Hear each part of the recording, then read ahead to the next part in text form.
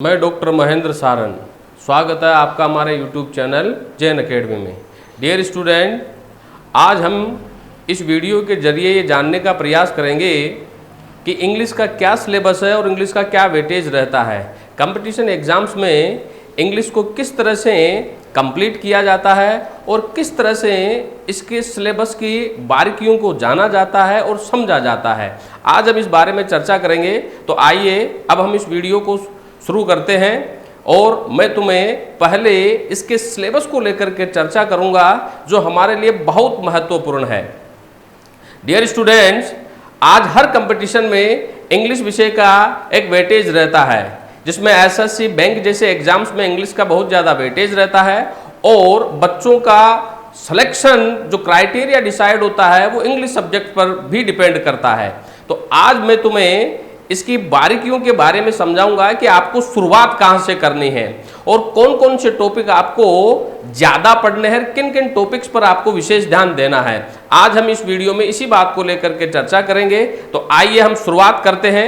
Dear student, मैं आपको बताना चाहूँगा कि इंग्लिश में सबसे पहले इंग्लिश के कुछ भाग होते हैं, जिसमें हम पहले बात करते हैं प्राइमरी इंग्लिश की, जिसमें मैं आपको बताऊंगा कि ऐसे कौन कौन से टॉपिक है जो प्राइमरी इंग्लिश में आते हैं, जो आपकी इंग्लिश की रीढ़ की हड्डी को मजबूत करते हैं। डियर स्टूडेंट, अगर मैं बात करता हूं प्राइमरी इंग्लिश की, जो हमारा बेस बनाती है, उसमें सबसे पहले जो टॉपिक हमें पढ़ना चाहिए वो है वर्ब का टॉपिक। वर्ब एक ऐसा टॉपिक है जो पूरी तरह से इंग्लिश जो डिपेंड करती है वो वर्ब पे डिपेंड करती है। अगर आपने वर्ब जैसे टॉपिक को कंप्लीट कर लिया तो आपको कई सारी चीजों की अच्छी नॉलेज हो जाएगी। और जहां तक मेरा मानना है, अगर आपने वर्ब को कंप्लीट किया है तो ऐसे कई सारे टॉपिक हैं, चाहे वो एलिमेंट्री इंग्लिश हो, चाहे प्राइमरी इंग्लिश हो, चाहे एडिशनल इंग्लिश हो, उनमें कई सारे टॉपिक ऐसे हैं जिसे आप आसानी से सोल्व कर सकते हैं। जैसे कि आप टेंस आसानी से पढ़ सकते हैं, बेसिक सेंटेंस मेकिंग आसानी से बना सकते हैं, एक्टिव पैसिव है, डायरेक्ट इनडायरेक्ट नरेशन है, टेक क्वेश्चन है और कंडीशनल सेंटेंस है, ट्रांसफॉर्मेशन है। ऐसे कई सारे टॉपिक हैं जो मेनली एसएससी और बैंक जैसे एग्जाम्स में इनमें से क्वेश्चन अत्यधिक रूप से हमारे से पूछे जाते हैं और इनकी बारीक जानकारी का होना हमारे लिए बहुत जरूरी है। तो डियर स्टूडेंट्स, सबसे पहले मेरे अकॉर्डिंग अगर हमें हमारे इंग्लिश का बेस मजबूत करना है तो हमें वर्ब से इसकी शुरुआत करनी चाहिए। वर्ब क्रिया। डियर स्टूडेंट, अगर मैं बात करता हूं वर्ब जैसे टॉपिक की, तो वर्ब से इस वाले टॉपिक में हम कई सारी वर्ब के बारे में जानकारी लेंगे, जिसमें हमारी हेल्पिंग वर्ब आ गई, helping verb, main verb, models, regular, irregular जैसी वर्ब की जानकारी हमें इस टॉपिक से होती है। Dear student, basic sentence making में वर्ब एक अहम रोल निभाता है। मैं आपको बताना चाहूंगा कि अंग्रेजी विषय से तैयारी करने वाले, एसएससी बैंक जैसे एग्जाम्स की तैयारी करने वाले बच्चे इंग्लिश के उस बेसिक कंसेप्ट को नहीं समझ पाते। उन्हें यही पता नहीं चलता है कि मुझे शुरुआत कहां से करनी है। तो सबसे पहले जो आपका शुरुआती पॉइंट होगा वो वर्ब होगा। वर्ब से आप ऐसे कई सारे टॉपिक को अच्छे तरीके से कवर कर सकते हैं। बेसिक सेंटेंस मेकिंग में चाहे आपको सब्जेक्ट की नॉलेज हो या ना हो, चाहे ऑब्जेक्ट की नॉलेज हो या ना हो, लेकिन वर्ब की नॉलेज आपको होना जरूरी है। इसमें वर्ब जैसे टॉपिक में हेल्पिंग वर्ब आती है, मेन वर्ब आती है, मॉडल्स आती है, रेगुलर और इर्रेगुलर वर्ब आती है, जिसकी बारीक जानकारियां हमें टेंस जैसे टॉपिक को, ट्रांसफॉर्मेशन जैसे टॉपिक को, active passive, narration, tag question, conditional, इन जैसे टॉपिक्स को हमें कवर करने में मदद करती है। डियर स्टूडेंट्स, इसके बाद वर्ब के बाद में हमारा जो टॉपिक रहेगा प्राइमरी इंग्लिश में वो रहेगा नाउन। नाउन संज्ञा। डियर स्टूडेंट, संज्ञा एक ऐसा टॉपिक है जिससे आपको पता चलेगा कि सब्जेक्ट क्या है ऑब्जेक्ट क्या है, सब्जेक्ट और ऑब्जेक्ट की बारीक जानकारी हमें नाउन जैसे टॉपिक से, क्योंकि नाउन इसलिए हमारे लिए महत्वपूर्ण है कि बेसिक सेंटेंस मेकिंग में जब हमें सब्जेक्ट ऑब्जेक्ट की या एडिशनल चीजों की हमें जरूरत पड़ती है तो उसमें नाउन जैसा टॉपिक महत्वपूर्ण भूमिका अदा करता है। अगर आपने नाउन की अच्छी तरह से जानकारी ले ली तो आपको सब्जेक्ट को पहचानने में और ऑब्जेक्ट को पहचानने में आपको किसी भी तरह की कोई दिक्कत नहीं होगी। जब हम बेसिक सेंटेंस मेकिंग करेंगे तो बेसिक सेंटेंस मेकिंग में हमें सब्जेक्ट, ऑब्जेक्ट और वर्ब जैसे टॉपिक्स को अच्छे तरीके से कवर करके चलना होता है, तब जाकर के हमारा ये टॉपिक कंप्लीट होता है। डियर स्टूडेंट, नाउन में ही हम लेंगे noun in gender, noun in gender, gender इस जैसे टॉपिक में नाउन इन जेंडर इसलिए पढ़ना जरूरी है कि हमें यह पता होना चाहिए कि हमारा दिया गया नाउन जो है वो मेल है या फीमेल है।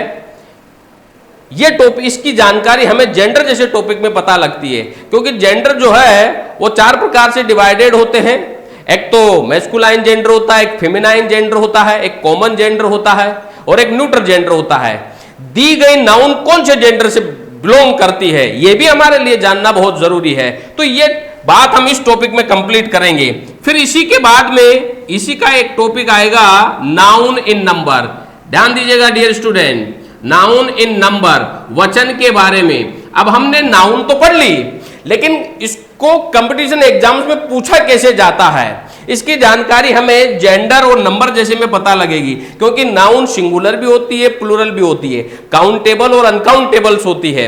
तो कौन सी नाउन सिंगुलर है, कौन सी नाउन प्लूरल है, इसकी जानकारी हमें नंबर से पता लगेगी। क्यों? क्योंकि नंबर जो है वो नाउन के बारे में बताएगा। जैसी नाउन होगी वाक्य में वर्ब का इस्तेमाल उसी तरीके से किया जाता है। फिर इसी में हमारे noun in apostrophe, noun in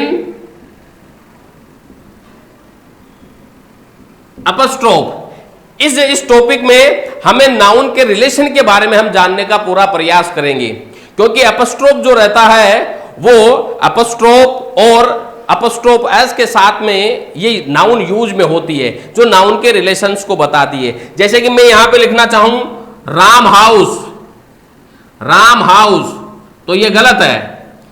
इसको आप अपस्ट्रोफ से लिखेंगे राम से हाउस, राम का घर। अब ये नाउन पर लगता है। अब इसके क्या फंडामेंटल्स है, क्या रूल्स है, कहां पर अपस्ट्रोफ कौन सी नाउन के साथ कैसे लगता है, कहां पर अपस्ट्रोफ लगेगा, कहां पर अपस्ट्रोफ एस लगेगा, इसकी बारीक जानकारी हमें इस टॉपिक में होगी। यानी कि अगर आपने नाउन विषय को पढ़ा है तो नाउन से आपको जेंडर की नॉलेज होगी, इससे नंबर और इससे अपस्ट्रोफ की नॉलेज होगी। अगर हमने ये चारों टॉपिक हमने कवर कर लिए तो हम अच्छे तरीके से सब्जेक्ट ऑब्जेक्ट के बारे में जानकारी ले सकते हैं और हम एक जनरल बेसिक सेंटेंस बनाना सीख सकते हैं। इसके बाद में हमारे पास जो टॉपिक आता है डियर स्टूडेंट प्राइमरी इंग्लिश में, वो है प्रोनाउन, जिसे हम कहते हैं सर्वनाम। डियर स्टूडेंट, अगर मैं बात करता हूं सर्वनाम की, तो सर्वनाम को पढ़ना किस लिए जरूरी है? जितना नाउन को पढ़ना जरूरी है उतना ही सर्वनाम भी हमारे लिए बहुत महत्वपूर्ण योगदान देता है। हर कंपटीशन एग्जाम में नाउन से रिलेटेड, वर्ब से रिलेटेड और प्रोनाउन से रिलेटेड कई सारे कॉमन एरर पूछे जाते हैं, लेकिन स्टूडेंट यहां गलती कर देता है कि वो उसके बेसिक कंसेप्ट को नहीं समझ पाता, इसीलिए वो कॉमन एरर जैसे क्वेश्चंस को सोल्व आउट नहीं कर पाता है। हम यहां पर इस वीडियो में या इस प्लेटफॉर्म पे मैं आपको ऐसी कई सारी बारीकियों के बारे में बताऊंगा जो आपको मदद करेगी कॉमन एरर जैसे क्वेश्चंस को सोल्व आउट करने में, इंप्रूवमेंट जैसे क्वेश्चंस को सोल्व आउट करने में ये हमारी मदद करेगी। अब हम बात कर रहे हैं प्रोनाउन हमारे लिए क्यों जरूरी है। डियर स्टूडेंट, मैं बात करना चाहूं प्रोनाउन की, तो जिस तरह से अंग्रेजी वाक्य में नाउन यूज होती है उसी तरह से प्रोनाउन भी अंग्रेजी वाक्यों में सब्जेक्ट के रूप में और ऑब्जेक्ट के रूप में यूज होती है। जैसा सब्जेक्ट जैसा ऑब्जेक्ट वाक्य में वर्ब वैसी ही यूज होती है। ये एक चेन है जो देखो मैंने प्राइमरी इंग्लिश लिखा है, ये प्राइमरी इंग्लिश का मतलब ये एक बेसिक सेंटेंस मेकिंग के पार्ट्स हैं जो हमारी मदद करेंगे, हमें बताएंगे कि अंग्रेजी कहां से बनी है और अंग्रेजी के लिए बेसिक चीजें ऐसी कौन कौन सी होती है जो एक सेंटेंस निर्माण करती है। तो इससे इन चीजों से हमें ऐसे कई सारी चीजों के बारे में जानकारी लगेगी, कई सारे रूल्स के बारे में हमें पता लगेगा। और मैं बताना चाहूंगा कि प्राइमरी इंग्लिश का जो वेटेज रहता है कंपटीशन जैसे एग्जाम्स में, जिनमें आप कॉमन एरर ले लो, क्लोज टेस्ट ले लो, इंप्रूवमेंट जैसे क्वेश्चंस ले लो, ऐसे कई सारे क्वेश्चंस का जो वेटेज रहता है वो आपके पेपर का 10 से 15% जो क्वेश्चंस है, 10 से 15% जो आपके क्वेश्चंस है वो प्राइमरी इंग्लिश पे डिपेंड करता है। ये बेस है एडिशनल इंग्लिश का। अगर आपने प्राइमरी इंग्लिश को अच्छे तरीके से कवर कर लिया तो एडिशनल इंग्लिश को आप अच्छे तरीके से कवर कर पाओगे, क्योंकि आपको इनके कई सारे रूल्स की अच्छी नॉलेज हो जाएगी। तो मैं बात कर रहा था प्रोनाउन की। तो डियर स्टूडेंट, जिस तरह से नाउन इंपोर्टेंस रखती है बेसिक सेंटेंस मेकिंग में या इंग्लिश में, उसी तरह से प्रोनाउन भी उतना ही हमारे लिए महत्वपूर्ण है। फिर मैं बात करना चाहूंगा यहां पर एडजेक्टिव की। डियर स्टूडेंट, एडजेक्टिव विशेषण है, यह भी एक बहुत ही महत्वपूर्ण टॉपिक है हमारे लिए, जिसकी बेसिक कंसेप्ट को और बारीकियों को जानना हमारे लिए बहुत जरूरी है। इनके कॉमन एरर एग्जाम में बहुत सारे आते हैं। मैंने आपसे अब एक ही बात कही है कि एडिशनल इंग्लिश को समझने के लिए, उसके बेसिक कंसेप्ट को समझने के लिए आपको प्राइमरी इंग्लिश की अच्छी नॉलेज का होना जरूरी है। डियर स्टूडेंट, अगर मैं बात करता हूं एडजेक्टिव की विशेषण की, तो जो संज्ञा व सर्वनाम की विशेषता बताए हम उसे विशेषण कहते हैं। अब एडजेक्टिव अगर आप पढ़ोगे तो एडजेक्टिव में आपको नॉलेज होगी आर्टिकल की, इसमें हम आर्टिकल संबंधी जानकारी लेंगे, इसी में ही डिटरमिनर्स संबंधी जानकारी लेंगे, इसी में ही हमें डिग्री की नॉलेज होगी और इसी में ही हमें हमारी क्वालिटी, नाउन के गुण और उसके दोष के बारे में जो हमें बताता है वो एडजेक्टिव होता है। जो किसी संज्ञा व सर्वनाम के गुण दोष को बताता है, जो उसकी संख्या को बताता है, जो उसके नंबर सिस्टम को बताता है, वो एडजेक्टिव होता है। तो अगर हम एडजेक्टिव पढ़ते हैं ये टॉपिक, तो डियर स्टूडेंट इसमें आपको आर्टिकल की जानकारी दी जाएगी, डिटरमिनर्स की जानकारी दी जाएगी, डिग्री की जानकारी दी जाएगी और क्वालिटी की। मैं आपको ये जरूर विश्वास दिलाना चाहूंगा कि एडजेक्टिव में इनमें से, इन चारों पॉइंट्स में से ऐसा कोई सा एग्जाम आप उठा के देख लीजिएगा जिसमें एसएससी और बैंक की मैं विशेष बात करना चाहूंगा, इनमें आपका एक या दो कॉमन एरर इस टॉपिक से रिलेटेड पूछा ही जाता है। और अगर आपने इस टॉपिक को अच्छे तरीके से कवर कर लिया तो ये समझिए आप बेसिक सेंटेंस मेकिंग में और बेसिक इंग्लिश को आपने एक अच्छे तरीके से कवर कर लिया है। ये एक चेन है जो आपको इसी तरीके से कवर करते हुए चलनी है। मेरा मानना यह है कि अगर आपने इस चेन सिस्टम को, इस प्राइमरी इंग्लिश के टॉपिक्स को अच्छे तरीके से कवर कर लिया तो आप हर टॉपिक को अच्छे तरीके से कवर कर पाओगे। इसके बाद मैं बात करना चाहूंगा एडवर्ब की, क्रिया विशेषण। क्रिया विशेषण, डियर स्टूडेंट, एडवर्ब भी उतना ही इंपॉर्टेंट है जितना एडजेक्टिव टॉपिक इंपॉर्टेंट है। यह टॉपिक उसी तरह से बेसिक सेंटेंस इंग्लिश में एक महत्वपूर्ण भूमिका अदा करता है। तो मैं आपको कहना चाहूंगा कि यहां पे प्राइमरी इंग्लिश की अगर मैं बात करता हूं तो वर्ब है, नाउन है, नाउन में noun in gender, noun in number, noun in apostrophe, pronoun, और एडजेक्टिव में article, determiner, degree, quality, adverb, और इसके बाद प्रीपोजिशन। प्रीपोजिशन ये भी एक महत्वपूर्ण टॉपिक है। प्रीपोजिशन जो आपको सब्जेक्ट को ऑब्जेक्ट से रिलेट करने के बारे में हमें बताती है। प्रीपोजिशन का योगदान क्या है बेसिक सेंटेंस मेकिंग में, प्राइमरी इंग्लिश में और एडिशनल इंग्लिश में, हम इस टॉपिक में जानने की कोशिश करेंगे कि किस तरह से प्रीपोजिशन एक अहम भूमिका निभाती है और किस तरह से प्रीपोजिशन सब्जेक्ट को ऑब्जेक्ट से रिलेट करती है, ऑब्जेक्ट को सब्जेक्ट से रिलेट करती है। और इसके बाद हमारा लास्ट टॉपिक आता है प्राइमरी इंग्लिश का टेंस। डियर स्टूडेंट, अगर आपने ये टॉपिक यहां से वर्ब से लेकर के प्रीपोजिशन तक कंप्लीट कर लिया तो टेंस जैसे टॉपिक में ये सारी चीजें एक मिक्सचर की तरह घुल करके आएगी और फिर हम आसानी से हम एक सेंटेंस मेकिंग की प्रक्रिया को हम आगे बढ़ा पाएंगे। अगर आपने ये 10 टॉपिक कंप्लीट कर लिए प्राइमरी इंग्लिश के, तो मेरा मानना यह है कि आपका बेस मजबूत होगा और एडिशनल इंग्लिश को कवर करने में यह आपका एक महत्वपूर्ण योगदान देगा।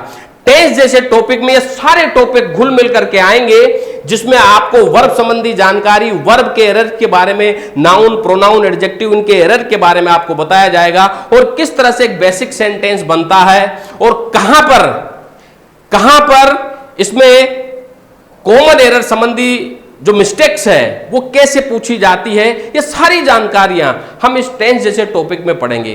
तो डियर स्टूडेंट, आज के इस वीडियो में मैं आपको यह बताने का प्रयास कर रहा हूं कि किस तरह से आपको अंग्रेजी विषय की शुरुआत करनी चाहिए।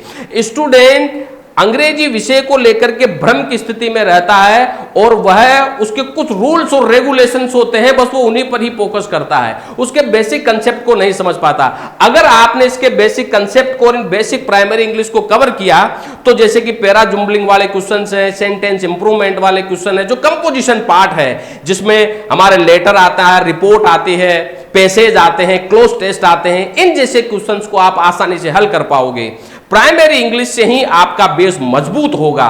तो आज हम इस वीडियो में इसी को लेकर के चर्चा करेंगे कि आप अपने अंग्रेजी की जो शुरुआत है वो यहां से करें। और जैसा कि मैंने बताया कि 10 से 15% का जो वेटेज है वो ये टॉपिक्स लेकर के चलते हैं आपके एग्जाम में, और एसएससी और बैंक जैसे एग्जाम्स में, एलडी से एग्जाम्स में इनका वेटेज जो रहता है वो थोड़ा ज्यादा हो जाता है। लेकिन कई एग्जाम में जैसे कि एसएससी सीजीएल वगैरह ये है, इनमें एडिशनल इंग्लिश को लेकर के ज्यादा क्वेश्चन पूछे जाते हैं।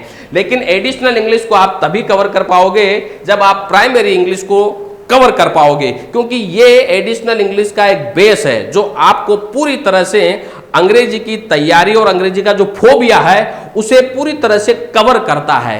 अगर आपने टॉपिक कंप्लीट कर लेते हैं तो मेरा मानना यह है कि आप इंग्लिश में मूव ऑन कर जाएंगे और इंग्लिश सब्जेक्ट का जो फोबिया आपके मन में है वो किसी भी तरह से आपके मन में नहीं रहेगा और आप कंपटीशन एग्जाम्स के अच्छे तरीके से तैयारी कर पाएंगे। अब हम अगले वीडियो में एडिशनल इंग्लिश के बारे में जानकारी लेंगे और फिर मैं आपको इसमें बताने का प्रयास करूंगा कि किस तरह से इंग्लिश में primary English, additional English, composition English और वोकेबलरी, ये 4 भाग हैं। इन चारों भागों को आप किस तरह से कवर करोगे और किस तरह का इनका वेटेज रहता है, किस तरह से आप इनके क्वेश्चन सोल्व आउट कर पाओगे। अब हम बात करते हैं स्टैंडर्ड इंग्लिश की। डियर स्टूडेंट, इंग्लिश का जो बेस है वो है प्राइमरी इंग्लिश, एलिमेंट्री इंग्लिश, जिसके टॉपिक्स मैंने तुम्हें बताए हैं। अगर आपको अंग्रेजी विषय की शुरुआत करनी है तो जो टॉपिक्स मैंने बताए हैं ये बेसिक कंसेप्ट को तैयार करते हैं इंग्लिश ग्रामर के। अंग्रेजी की शुरुआत ऐसा नहीं है कि मुझे यहां से करना चाहिए, मुझे वहां से करना चाहिए। जो टॉपिक्स मैंने बताए हैं ये इंग्लिश की बैकबोन है जो आपने अभी प्राइमरी इंग्लिश में पढ़े हैं। अब मैं बात करना चाहूंगा स्टैंडर्ड इंग्लिश की, जिसमें एसएससी सीजीएल जैसे एग्जाम, बैंक पीओ जैसे एग्जाम में इनमें यह एक अच्छा क्राइटेरिया क्रिएट करती है। तो मैं यहां पे वो सारे टॉपिक्स बताना चाहूंगा तुम्हें।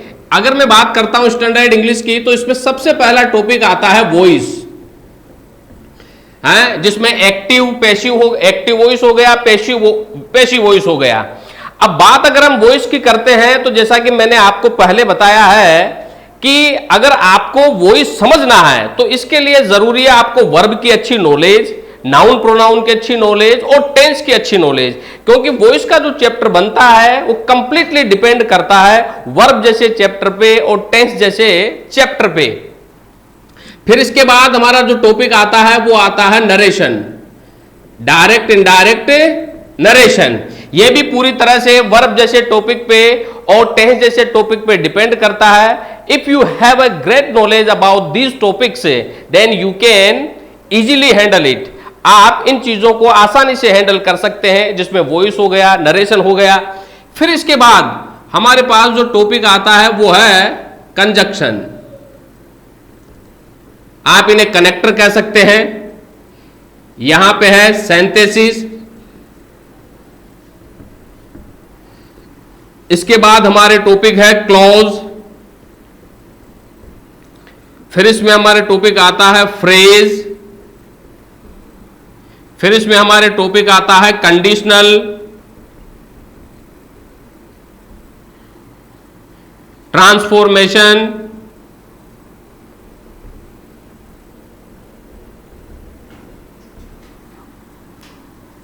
और इसके बाद हमारे पास जो टॉपिक कनेक्ट होगा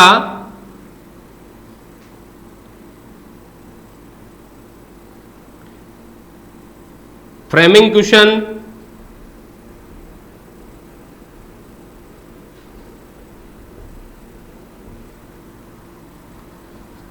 टैग क्वेश्चन,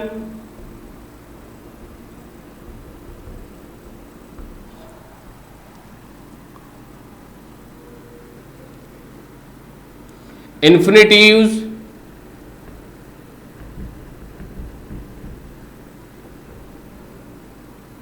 इन्फिनिटिव्स के बाद है इसमें जेरेंड, 13 है पार्टिसिपल्स,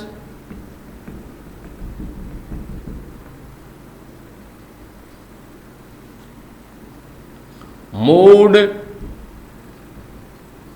फ्रेजल वर्ब,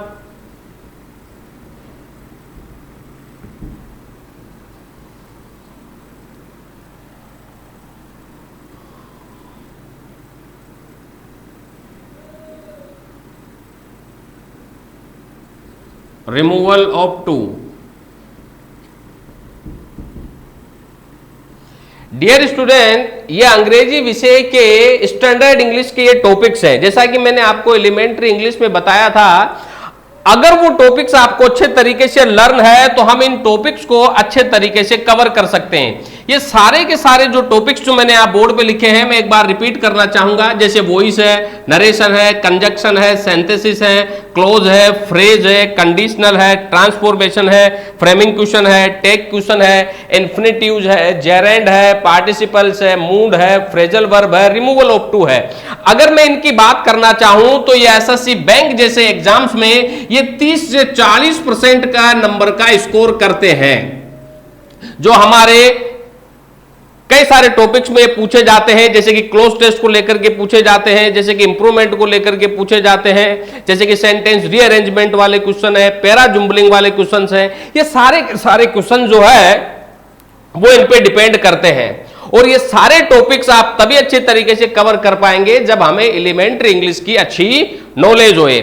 हम यहां बात कर रहे हैं कि किस तरह से आप कंपटीशन एग्जाम्स में इंग्लिश की शुरुआत कैसे कर सकते हैं। तो मैंने पहले आपको उसके बेसिक जो कंसेप्ट है, क्लियर करने वाले जो टॉपिक्स है, उनके बारे में मैंने बताया, जिसमें 10 टॉपिक है।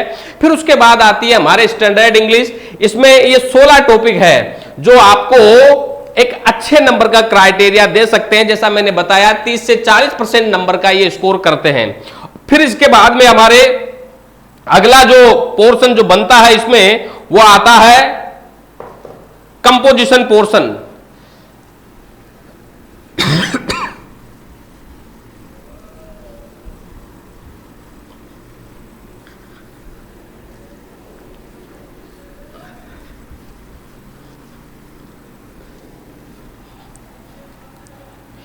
फिर इसमें तीसरा जो भाग होता है वो है कंपोजिशन, कंपोजिशन इंग्लिश। अगर मैं बात कंपोजिशन इंग्लिश की करता हूं तो कंपोजिशन इंग्लिश में जो सारे टॉपिक्स बनते हैं वो एलिमेंट्री इंग्लिश और स्टैंडर्ड इंग्लिश को लेकर के बनते हैं। जैसे कि इसमें पैसेज संबंधी क्वेश्चन सोल्व करना बताया जाता है। फिर इसमें क्लोज टेस्ट जैसे क्वेश्चंस, फिर इसी में ही सेंटेंस, रीअरेंजमेंट,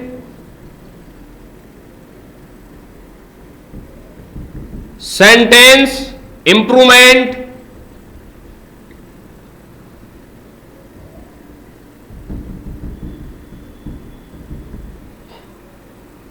PQRS वाले जो क्वेश्चन है, जो एसएससी, सीजीएल, बैंक जैसे एग्जाम्स में ज्यादा पूछे जाते हैं। और फिर पैरा, जुम्बलिंग,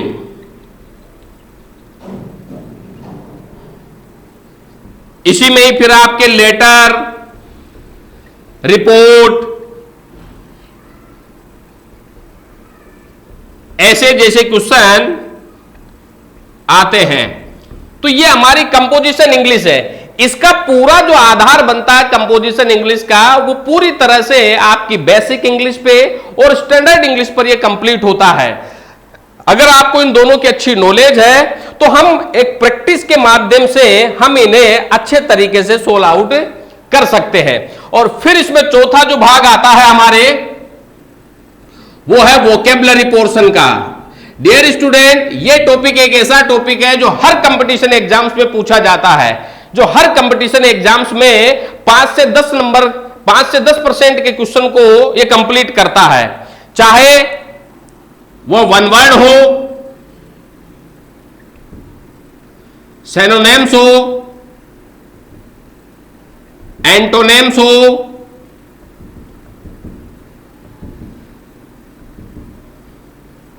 स्पेलिंग एरर हो, या फिर इडियम फ्रेज जैसे, ये 5 टॉपिक हमारे वोकेबलरी से संबंधित होते हैं जो हर कंपटीशन एग्जाम्स में पूछे जाते हैं। One word, synonyms, antonyms, spelling error और इडियम फ्रेज। डियर स्टूडेंट, ये वो टॉपिक होते हैं जिन्हें आप अखबार की रीडिंग के माध्यम से, नोवेल, ड्रामा की जो बुक्स रहती है उनकी रीडिंग के माध्यम से आप इन्हें अच्छे तरीके से कवर कर सकते हो। इसमें किसी भी तरह की कोई ट्रिक्स वगैरह काम नहीं आती है। ये एक प्रैक्टिस होती है जिसके माध्यम से हम इन शब्दों को लर्न अच्छे तरीके से कर सकते हैं। ये हम क्लास में, इसी कक्ष में, इसी प्लेटफॉर्म पे मैं आपको इनके कई सारी चीजों के बारे में बताऊंगा, कई सारे तरीकों के बारे में बताऊंगा कि किस तरह से आप वोकेबलरी पोर्शन को कंप्लीट कर सकते हैं। तो इस तरह से अंग्रेजी विषय का जो सिलेबस है ये इस तरह से कंप्लीट होता है, जिसे मैंने आपको 4 भागों में बताया है। प्राइमरी इंग्लिश हो गई, स्टैंडर्ड इंग्लिश हो गई। प्राइमरी और स्टैंडर्ड इंग्लिश की अच्छी नॉलेज आपको कंपोजिशन को कंप्लीट करने में आपकी पूरी मदद करेगी। फिर इसके बाद वोकेबलरी पोर्शन होता है। ये पोर्शन इनसे अलग होता है, इसमें कोई रूल्स और रेगुलेशन नहीं चलते हैं।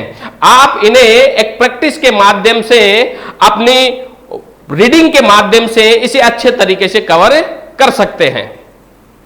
तो इस तरह से आप अंग्रेजी विषय की तैयारी कीजिए। ये मैंने अभी आपको इस वीडियो के माध्यम से आपको जो मैंने टॉपिक्स या बोर्ड पे लिखाए हैं, इन टॉपिक्स के माध्यम से आप किसी भी तरह का कंपटीशन आप दे सकते हैं। जिस भी तरह के कंपटीशन में इंग्लिश पूछी जाती है वो इसी लेवल से पूछी जाती है। किसी कंपटीशन एग्जाम्स में बेसिक इंग्लिश का वेटेज ज्यादा होता है, किसी का स्टैंडर्ड इंग्लिश का। मैं बात बैंक पीओ की करना चाहूंगा तो मैं आपको बताना चाहूंगा, बैंक पीओ में एसएससी में बेसिक जो एलिमेंट्री इंग्लिश है, जो स्टैंडर्ड इंग्लिश है, कंपोजिशन इंग्लिश है, वोकेब है, ये चारों के चारों पोर्शन पूरी तरह से काम में आते हैं और आप इन्हें अच्छे तरीके से आपको इसे लर्न करना चाहिए। Thank you very much.